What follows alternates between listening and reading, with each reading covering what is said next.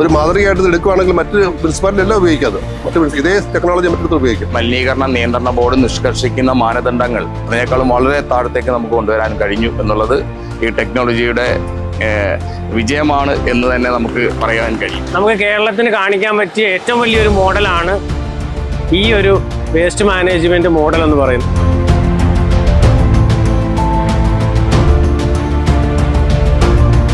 Alex സാറിനെ യോഗത്തിലേക്ക് ഹാർദവമായി സ്വാഗതം ചെയ്തു.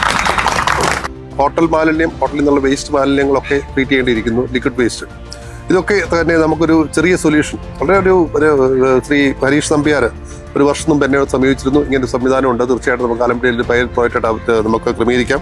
അപ്പോൾ ഇങ്ങനെ ഒരു സംവിധാനം കേരളത്തെ സംബന്ധിച്ച് ആദ്യമായിട്ടാണ് ഇങ്ങനെ ഒരു സംവിധാനം നമ്മളെ കാണിച്ചു തന്നു.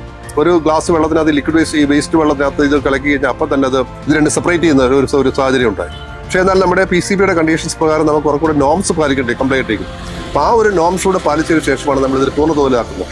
ഞാൻ സുഹൃത്ത് മിഷനിലെ ഡയറക്ടറോട് സംസാരിച്ചപ്പോൾ സംബന്ധിച്ചത് ഇത് ഒരു മാതൃകയായിട്ട് ഇത് എടുക്കുകയാണെങ്കിൽ മറ്റ് മുനിസിപ്പാലിറ്റി എല്ലാം ഉപയോഗിക്കാതെ ഇതേ ടെക്നോളജി മറ്റു ഉപയോഗിക്കും. പൈലറ്റ് സ്റ്റഡി എന്ന് പറയും.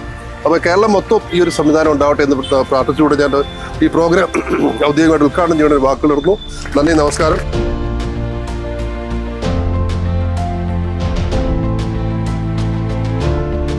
ഇങ്ങനെയുള്ള ആൾക്കാരെ നമ്മൾ സപ്പോർട്ട് ചെയ്യണം. നമ്മൾ ജില്ലാ അഡ്മിനിസ്ട്രേഷനും മുനിസിപ്പാലിറ്റിയും നമ്മുടെ ആൾക്കാരെ സപ്പോർട്ട് ചെയ്യണം.